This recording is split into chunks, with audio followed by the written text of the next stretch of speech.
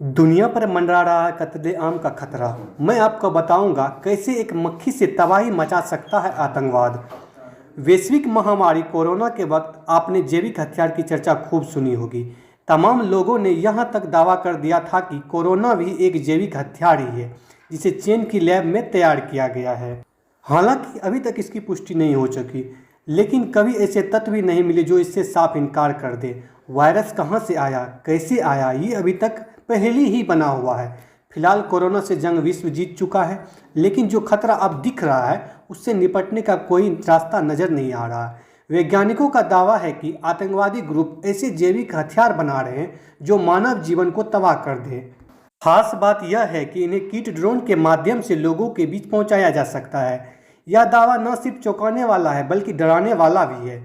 दावा तो यहाँ तक किया जा रहा है कि यह खतरा किसी एक 10 देश पर नहीं बल्कि पूरी दुनिया पर है। यदि किसी आतंकवादी संगठन जैविक हथियार बनाने में सफल हुआ तो वह हालात बेकाबू हो जाएगा।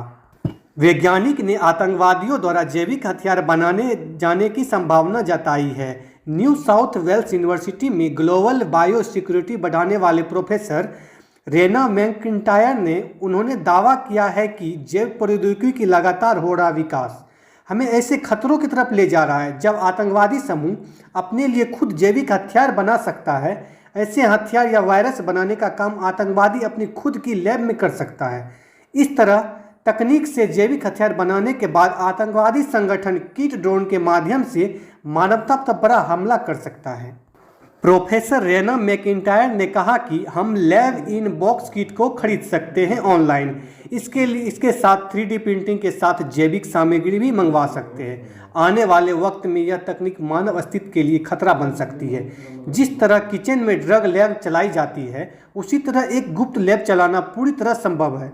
अभी तक ऐसी कोई तकनीक भी सामने नहीं आई है जिससे यह पता लगाया जा सके कि आखिर लैब कहाँ चल रहा है। प्रोफेसर मैकिंटायर इस तरह का खतरा जताने वाले पहले विशेषज्ञ नहीं है। इससे पहले मिडिलबरी इंस्टीट्यूट ऑफ इंटरनेशनल स्टडीज ने 2019 में एक रिपोर्ट प्रकाशित की थी। इसमें चेतावनी दी गई थी कि कैसे 3D प्रिंटिंग और AI सामूहिक विनाश का हथियार बन सकती है। इस रिसर्च में शोधकर्ता रॉबर्ट शो ने बताया था कि यह उस तरह का हथियार होगा जिसके बारे में किसी सोचा भी नहीं होगा।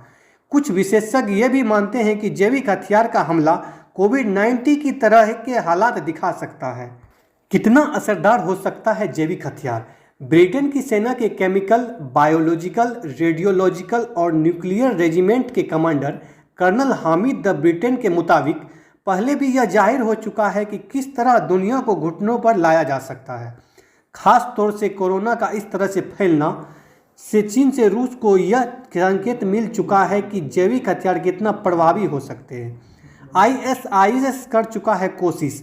कर्नल हामिद द ब्रिटेन ने कहा कि ऐसा हो सकता है कि उन देशों में जैविक हथियार पर प्रयोग शुरू भी हो चुका हो जो आतंकवादियों को पनाह देते हैं। इससे पहले ISIS ऐसी कोशिश कर भी चुका है। आतंकवादी संगठन ने सीरिया के रिफ्यूजी कैंप में प्लेग को फैलाने की कोशिश की थी।